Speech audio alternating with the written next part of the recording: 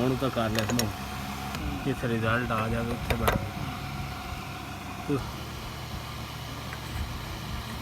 ਹੁਣ ਪਰ ਉਹ ਜੇ